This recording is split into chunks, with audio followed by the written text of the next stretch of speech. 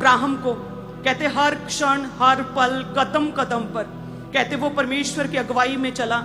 और हम उसके जीवन के एक स्ट्रॉन्ग ग्रेट टेस्टिमनी को देखते हैं, किस तरह से परमेश्वर के एक ग्रेस को, प्रभु के एक औरे को उसने कैरी किया।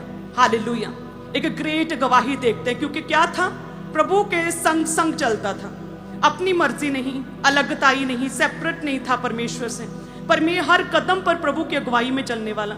मूसा क्या था, एक शाई पर्सन कहते हैं, शर्मीला सा, बोल नहीं सकता था, बोलने में असमर्थता था, कहते हैं हकलाता होगा, क्लियरली बोल नहीं सकता था।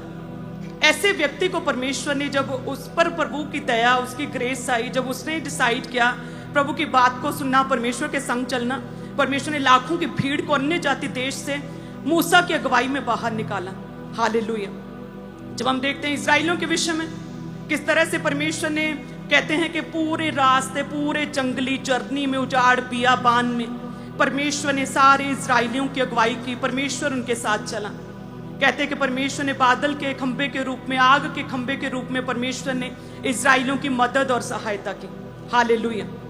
सो जब भी हमारी स्पिरिचुअल जर्नी की एक शुरुआत होती है ना, स्पिरिचुअल जर्नी में हम चलते हैं, हम अकेले कुछ नहीं कर सकते, क्योंकि आत्मिक रीति से यदि हम कुछ करना चाहते हैं, परमेश्वर की योजना को पूरा करना चाहते हैं अपने जीवन में, यदि चाहते हैं परमेश्वर की आवाज, प्रभु की बात हम तक पहुंचे, तो उसके लिए परमेश्वर का हमारे जीवन में होना बहुत अनिवार्य है।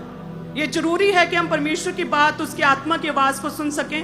और परमेश्वर की इच्छा तो है कि नहीं, मैं अकेला नहीं जाना चाहता, मैं तेरे संग चलना चाहता हूँ। परमेश्वर क्या, इमैनुअल कहता है कि आई एम विद यू, प्रभु कहता है कि मैं तेरे संग चलूंगा। लेकिन क्या एक पवित्र पवित्र सेनाओं का यहोवा परमेश्वर क्या एक व्यभिचारी के साथ, एक शराबी के साथ, एक झूठे के साथ, एक करप्ट व्यक्ति के साथ चल सकता है? वो पवित्र परमेश्वर है। कहते हैं ऐसे ही जन के साथ चलेगा जिसने तौबा की हो, जिसने सारे गुनाह, सारे पाप छोड़े हो। परमेश्वर एक पवित्र व्यक्ति के साथ ही चलता है। हालेलुया।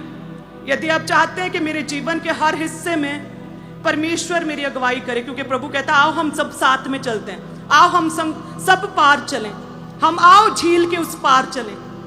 तो फिर परमेश्वर कहता है रास्ते में चाहे तूफान आए, आंधी आए, कई तरह की विपत्तियां आए, जिन्हें आप जब देखें तो डर जाएं। जब आप अपनी रिपोर्ट्स को देखें तो आपको डर लगे कि ये क्या हो रहा है। जब आप देखें आसपास के शोर को, आपको डर लगे, आप घबरा जाएं, आप व्याकुल हो जाएं। लेकिन परमेश्वर में चलना, एक स्पिरिचुअल जर्नी में चलना, आंखों से देखकर विश्वास करना बिल्कुल नहीं है। जब हम परमेश्वर के साथ एक स्पिरिचुअल यात्रा को करते हैं ना, स्पिरिचुअल जर्नी में चलते हैं, तो परमेश्वर